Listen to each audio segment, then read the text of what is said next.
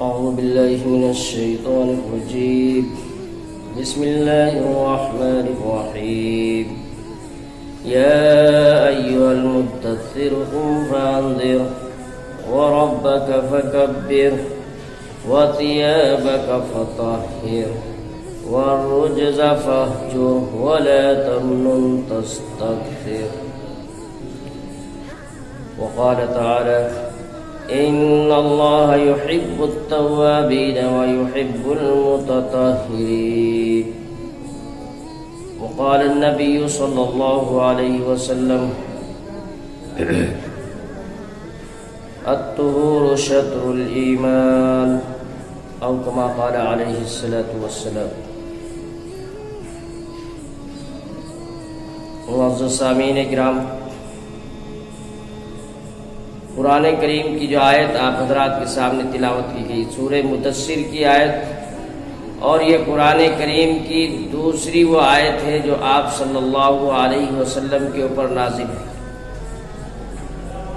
پہلی آیت میں جس طرح سے اللہ رب العزت نے علم کے حصول کا حکم فرمایا، اس دوسری آیت میں اللہ تبارک و تعالی نے پاکی اور صفائی اور طہارت کے حاصل کرنے کا حکم دیا۔ طہارت اور صفائی کئی ایک قسم کی ہوتی ہے۔ ایک طہارت ہے دلوں کی، دماغ کی، کہ آدمی اپنے دل کو پاک صاف رکھے، دماغ کو پاک صاف رکھے۔ اور ایک طہارت ہے جسم کی اور لباس کی، کہ جسم بھی پاک صاف ہو، اس کا لباس بھی پاک صاف ہو۔ اور ایک طہارت ہے اپنے گھر کی، اپنے ماحول کی، اپنے محلے اور گلی کوچے کی۔ یہ ساری کی ساری چیزیں اس آیت کریمہ کے اندر داخل ہیں۔ اسی طرح سے آدمی کی فکر اور اس کی سوچ بھی صاف ستھری ہو، پراگندہ نہ ہو۔ یہ ساری چیزیں قرآن کریم کے اندر جو ہے اللہ رب العزت نے جو فرمایا ہے وہ سب اس میں داخل ہے۔ قرآن کریم کے نزول کے وقت میں بت پرستی کا زور تھا، اس لیے دل و دماغ کی طہارت خاص طور سے اور اسی کے ساتھ ساتھ جسمانی طہارت کا بھی حکم دیا گیا۔ دماغ کی پاکی تو یہ ہے کہ آدمی اپنے ذہن کو اس چیز سے پاک صاف رکھے کہ اللہ تبارک و تعالیٰ کے سوا کوئی معبود نہیں۔ ذہن میں کسی بھی قسم کا شرک نہ ہو۔ اللہ تبارک و تعالیٰ کی ذات شرک کے غیر سے پاک ہے، وہ تنہا ہے، سب کچھ کرنے والی ذات اللہ تبارک و تعالیٰ کی، ہر طرح کا نفع نقصان دینے والی ذات اللہ رب العزت کی ہے۔ دکھ، درد، تکلیف، پریشانی، مصیبتیں اللہ تبارک و تعالیٰ کی طرف سے ہی آتی ہیں، اور ان ساری چیزوں کو دور کرنے والی ذات بھی اللہ ہی کی ہے۔ اس لحاظ سے ذہن شرک سے، دماغ شرک سے، ہر طرح کے شرک سے پاک ہے۔ توحید فی الصفات، اللہ رب العزت کی وحدانیت، اس کی یکتائی اور اس کی توحید کے اندر بھی آدمی کا اقرار اور یقین محکم ہو کہ اللہ رب العزت کے علاوہ کوئی معبود نہیں، وہ تنہا ساری کائنات کا رب ہے اور ساری کائنات کا پالن ہار ہے۔ ساری مخلوق کا خالق و مالک ذات صرف اللہ تبارک و تعالیٰ کی ہے۔ اسی طرح سے اللہ رب العزت ہی سب کو روزی دینے والا ہے، سب کا رزاق۔ کائنات کے اندر جتنی چیزیں ہیں، جتنی بھی مخلوق ہے جن کا علم صرف اللہ تبارک و تعالیٰ ہی کو ہے، ان سب کو روزی دینے والی ذات اللہ کی ہے۔ عزت اور ذلت کا تعلق بھی اللہ تبارک و تعالیٰ سے ہی ہے۔ اللہ جسے چاہتا ہے عزت سے نوازتا ہے اور جسے چاہتا ہے ذلت دیتا ہے۔ یہ سب اسی کی قدرت اور اس کے قبضے کی چیزیں ہیں۔ اور صحت و عافیت، طاقت و قوت، توانائی، تندرستی، اقتدار، حکومتوں کا ملنا، افلاس اور غربت، اسی طرح سے خوشحالی، عیش و عشرت، یہ ساری چیزیں اللہ تبارک و تعالیٰ کی طرف سے ہوتی ہے۔ کوئی آدمی نہ کسی کو صحت دے سکتا ہے، نہ کسی کو بیماری دے سکتا ہے، نہ کسی کو خوشحالی دے سکتا ہے۔ یہ سارے کام صرف اللہ تبارک و تعالیٰ کے ہیں۔ اس لحاظ سے ہمارے دماغ، ہمارا ذہن پاک صاف رہے اور کسی بھی قسم کے شرک کے اندر جو ہے مبتلا نہ ہو۔ دوسری چیز دل کی طہارت، دل کی پاکی اور صفائی۔ دل کے اندر بھی حسد، کینہ، بغض، عداوت، نفرت، یہ ساری کی ساری چیزیں ناپاک ہیں، یہ گندی چیزیں ہیں۔ حرص و ہوس، کنجوسی، بخل، ناشکری اور اسی طرح سے عہد شکنی، وعدے کو پورا نہ کرنا، یہ ساری چیزیں دل کی بیماریاں ہیں اور دل کی گندگی ہے، ان سے دل گندا ہوتا ہے۔ اسی طرح سے گناہ کرنا، گناہ کرنے سے بھی آدمی کا دل گندا ہوتا ہے۔ حدیث پاک میں اللہ کے رسول صلی اللہ علیہ وسلم نے ارشاد فرمایا ہے کہ جب بندہ کوئی گناہ کرتا ہے تو اس کے دل کے اوپر ایک سیاہ دھبا لگ جاتا ہے۔ اگر وہ توبہ کر لیتا ہے تو اللہ تبارک و تعالیٰ اس کے دل کے اس سیاہ دھبے کو دھو دیتے ہیں اور پھر دل پاک صاف ہو جاتا ہے۔ لیکن اگر وہ توبہ نہیں کرتا اور پھر دوسرا گناہ کرتا ہے تو اس کے دل کے اوپر دوسرا سیاہ دھبا لگتا ہے اور تیسرا لگتا ہے اور اسی طرح سے گناہ کرتا چلا جاتا ہے تو اس کا دل گناہ کی نجاست میں، گناہ کی گندگی کے اندر آلودہ ہو جاتا ہے اور پھر اس کے اندر حق بات کو قبول کرنے کی صلاحیت نہیں رہتی۔ ہر غلط بات کو بھی وہ حق ہی سمجھتا رہتا ہے اور اس طرح سے آدمی سے جو ہے حق کی صلاحیت کو قبول کرنے کی صلاحیت اس بندے سے اٹھا لی جاتی ہے۔ اس لیے دل کو بھی پاک صاف رکھنا، غیبت سے، چغلخوری سے، حسد سے، کینہ سے، عداوت اور دشمنی سے، یہ کسی بھی انسان سے نہیں ہونی چاہیے۔ سارے انسانوں سے الفت اور محبت کی جائے، اس کا تعلق کسی بھی مذہب سے، کسی بھی دھرم سے، کسی بھی ذات برادری سے ہو، ایک انسانی اخوت اور انسانی بھائی چارگی کا لحاظ کرتے ہوئے کہ سارے کے سارے انسان ایک ہی ماں باپ کی اولاد ہیں۔ کسی ایک انسان کو تکلیف پہنچتی ہے تو دوسرے انسان کو اس کا درد محسوس ہونا چاہیے، اور اللہ کے رسول صلی اللہ علیہ وسلم نے اسی کی تعلیم دی، کلکم بنی آدم و آدم من تراب، کہ تم سب کے سب آدم کی اولاد ہو اور آدم علیہ السلام کو مٹی سے پیدا کیا گیا ہے، لہذا آپس میں ایک دوسرے سے نہ حسد کرو، نہ ایک دوسرے سے نفرت کرو، نہ ایک دوسرے سے بغض و عداوت کرو۔ یہ ایسی گندگی ہے کہ اگر دل کے اندر یہ جگہ پا لیتی ہے تو دل آلودہ ہوتا ہے، نجس ہوتا ہے، ناپاک ہو جاتا ہے۔ اور قرآن کریم میں اللہ رب العزت نے متعدد مقامات کے اوپر جو ہے اس سلسلے کے اندر تعلیم دی ہے کہ وہ اپنے دل کا تزکیہ کرے، نفس کا تزکیہ کرے، دل اور نفس کے اندر سے اس ساری گندگی کو دور کرے۔ روزے کا مقصد بھی یہی بتلایا گیا ہے کہ روزہ یہ تزکیہ نفس کے لیے ہے۔ اب یہ رمضان مبارک کا مقدس مہینہ ہے جو مواخات کا، بھائی چارگی کا اور اخوت کا مہینہ ہے، اس لیے اس مہینے کے اندر خاص طور سے ہم اپنے دل کو ہر طرح کی قدرتوں سے، ہر طرح کی گندگیوں سے اپنے دل کو پاک اور صاف رکھیں۔ اسی طرح سے اللہ کے رسول صلی اللہ علیہ وسلم نے اس آیت میں آپ صلی اللہ علیہ وسلم کو اللہ رب العزت نے حکم فرمایا، یا ایھا المدثر قم فانذر، اے کملی والے اٹھیے اور لوگوں کو ڈرائیے، وربک فکبر، اپنے رب کی بڑائی بیان کیجیے، والرجز فہجر، اور بت پرستی سے، شرک سے ڈرائیے، وثیابک فطہر، اس میں خاص طور سے حکم دیا گیا ہے کہ اپنے کپڑوں کو پاک رکھیے۔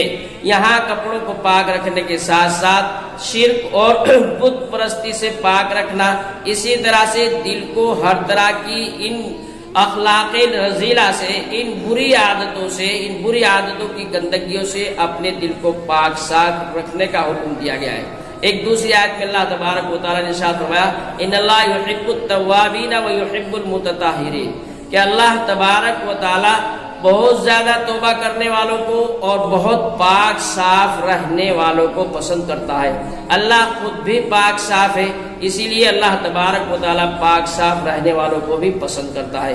اس لیے ہماری خاص طور سے اس طرف ہماری توجہ ہونی چاہیے کہ ہم جہاں عقیدے کے لحاظ سے پاک صاف رہیں، اپنے دل کو تمام قسم کی گناہوں کی گندگیوں سے، نجاستوں سے اپنے دل کو پاک رکھیں، اسی طرح سے اپنے جسم کو بھی ہر طرح کی گندگیوں سے پاک رکھیں، صاف ستھرے رہیں، غسل کریں، نہائیں، اور 5 وقت خاص طور سے اہل ایمان کو تو 5 وقت وضو کرنے کا حکم دیا گیا ہے۔ اور خصوصاً اگر ہم اس پاکی اور صفائی کا لحاظ کرتے رہے تو بہت سے امراض سے، بہت سی بیماریوں سے ہم محفوظ رہتے ہیں۔ بہت سی بیماری، بہت سے وائرس ایسے ہوتے ہیں جو گندگی کی وجہ سے پھیلتے ہیں۔ چنانچہ آج کے اس ماحول کے اندر، خاص طور سے جب کورونا وائرس دنیا کے اندر پھیلا ہوا ہے اور دنیا میں تباہی مچائے ہوئے ہیں، تو ایسے طور پر خاص طور سے ہم کو جو ہے اپنی پاکی اور صفائی کا لحاظ رکھنا، جسمانی صفائی کا بھی خاص طور سے لحاظ کرنا، اور اس سلسلے کے اندر جو کلی کرنے کا اور ناک میں پانی ڈالنے کا جو حکم ہے وہ تو بہت ہی زیادہ مفید اور بڑا فائدہ مند ہے۔ کورونا وائرس اس سے بہت آسانی سے ختم ہوتا ہے۔ اس لیے وضو کو اچھی طرح سے کیا جائے، اور وضو کرنے کے اندر مبالغے کا اہتمام کیا جائے، ناک میں پانی وغیرہ ڈالا جائے، اچھی طرح سے چہرے کو، ہاتھوں کو، پیروں کو جو ہے اس طرح سے اچھی طرح سے صاف کیا جائے، غسل کیا جائے، اور روز غسل کریں۔ روز موقع نہ مل سکے تو ایک دن 8 تو کم از کم جو ہے روزانہ غسل کر لیا کریں، اور اس طرح سے اپنے جسم کی صفائی کریں تو اس سے ہم صحت مند رہیں گے، بہت سی بیماریوں کے خطرات سے ہم محفوظ رہیں گے۔ اسی طرح سے اپنے گھروں کی صفائی ستھرائی کا لحاظ رکھیں۔ یہود کا طریقہ یہ تھا کہ اپنے گھروں کا کچرا نکال کر کے باہر پھینک دیا کرتے تھے۔ اللہ کے رسول صلی اللہ علیہ وسلم نے اس سے منع فرمایا ہے، اور فرمایا کہ راستے کے اندر تکلیف دہ چیز نہیں ہونی چاہیے۔ اور ایک حدیث میں اللہ کے رسول صلی اللہ علیہ وسلم نے ارشاد فرمایا ہے کہ ایمان کے 70 سے زیادہ حصے ہیں، سب سے آخری درجہ یہ ہے اماطۃ الاذی عن الطریق، راستے سے تکلیف دہ چیز کو ہٹا دینا، چاہے وہ کچرا ہو، کوڑا کرکٹ ہو، چاہے کانٹے ہو، چاہے پتھر ہو۔ یہ ہماری ذمہ داری ہے کہ ہم اپنے گھر کے سامنے ہر گھر کا فرد جو ہے، ہر گھر والا اپنے گھر کے اندر اپنی گلی کو صاف رکھتا رہا تو ساری کی ساری گلی صاف رہے گی۔ بلدیہ کی، گورنمنٹ کے ملازمین کی ضرورت بھی نہیں پڑے گی، وہ ان کے اقتدار کے اوپر جو ہے ہم منحصر نہ رہیں کہ وہی آئیں گے تو ہماری گلی صاف ہوگی اور وہ نہیں آئیں گے تو گندگی اسی طرح سے پڑی رہے گی۔ یہ طریقہ درست نہیں ہے، اس لیے کہ وہ گندگی جب تک ہماری گلی کے اندر پڑی رہے گی تو اس سے تعفن پیدا ہوگا، بدبو پیدا ہوگی، اور اس سے بیماریاں پیدا ہوتی ہیں۔ اس لحاظ سے ایک مسلمان ہونے کی حیثیت سے یہ ہماری دینی ذمہ داری اور دینی فریضہ ہے کہ ہم اپنے گھر کو صاف ستھرا کر کے اپنے گھر کا گندگی کو، کوڑا کچرا گلی کے اندر نہ ڈالیں، بلکہ جہاں اس کے ڈالنے کے جو چیزیں ہیں وہاں ڈال دیا جائے، یا اپنے گھر کے اندر رکھے، جیسے آج کل جو ہے بلدیہ کی گاڑی آتی ہے، پھر اس کے اندر اس کو ڈال دیا جائے، اور اس طرح سے گلی اور محلے کو صاف ستھرا رکھا جائے۔ اس سے صحت مند رہیں گے، بیماریوں سے محفوظ رہیں گے۔ ہمیشہ بھی اس کا لحاظ کرنا چاہیے۔ ایک حدیث پاک کے اندر تو رسول اللہ صلی اللہ علیہ وسلم نے صفائی ستھرائی کو، طہارت کو آدھا ایمان فرمایا۔ الطہور شطر الایمان، کہ طہارت، پاکی اور صفائی یہ آدھا ایمان ہے۔ اس لحاظ سے ہم کو اپنے اس ایمانی حصے کے اوپر بھی خاص طور سے محنت کرنے کی ضرورت ہے۔ جیسے ہم روزوں کا اہتمام کرتے ہیں، نمازوں کا اہتمام کرتے ہیں، زکوٰۃ کا اہتمام کرتے ہیں، اللہ رب العزت نے صاحب استطاعت بنایا ہے تو وہ حج کرنے کا بھی اہتمام کرتے ہیں، اور جس طرح سے عبادتوں کا اہتمام کیا جاتا ہے اسی طرح سے صفائی ستھرائی کا بھی اہتمام کیا جائے۔ یہ بھی عبادت ہی کا ایک درجہ ہے، ایک شعبہ ہے۔ اور دماغی صفائی ستھرائی ہو، اسی طرح سے سوچ اور فکر اچھی ہو، ہر ایسی چیز سے اپنے آپ کو بچایا جائے جس سے دماغ کے اندر یا ہماری فکروں، ہماری سوچ کے اندر گندگی پیدا ہوتی ہو۔ ایسے مضامین اور اس طرح کی چیزوں سے اپنے آپ کو دور رکھیں، ایسے مضامین پڑھیں، خاص طور سے قرآن کریم کی تفسیر پڑھیں، حدیثیں پڑھیں، اور اولیاء اللہ کے تذکرے پڑھیں، اس سے ہمارے دماغ کی صفائی ہوگی، اور بہت سی گندی غلط سوچوں سے ہم محفوظ رہیں گے۔ اور خصوصاً اس مبارک اور مقدس مہینے کے اندر جو ہے موبائل کا غلط استعمال نہ کیا جائے۔ اس کے اوپر اگر ہم غلط قسم کی تصویریں دیکھیں گے تو اس سے ہمارا دماغ اور زیادہ گندا ہوگا، اور روزے کی جو مقصد ہے وہ فوت ہو جائے گا۔ اس لیے نیٹ کے اوپر نیٹ کا استعمال صرف خیر کے لیے، بھلائی کے لیے کرے، قرآن کی تلاوت سننے کے لیے، مسائل معلوم کرنے کے لیے اور اس طرح کی چیزوں کے لیے ہی جو اس کا استعمال ہو، اور دوسری فحش قسم کی گندی چیزوں سے اپنے آپ کو بچائے اس مقدس مہینے کے اندر، ورنہ روزہ رکھنے کا کوئی فائدہ نہیں ہوگا، خالی ہم بھوکے پیاسے رہ جائیں گے اور جو مقصد تھا تزکیہ نفس وہ ختم ہو جائے گا۔ یستخفون من الناس ولا یستخفون من اللہ وهو معهم، قرآن کریم میں اللہ رب العزت نے ارشاد فرمایا کہ لوگوں سے تو تم اپنے عیوب کو، اپنی برائیوں کو چھپاتے ہو، لیکن اللہ تبارک و تعالیٰ سے نہیں چھپتے، اور اللہ تبارک و تعالیٰ تو تم کو دیکھنے والا ہے اور ہر وقت تمہارے ساتھ میں ہے۔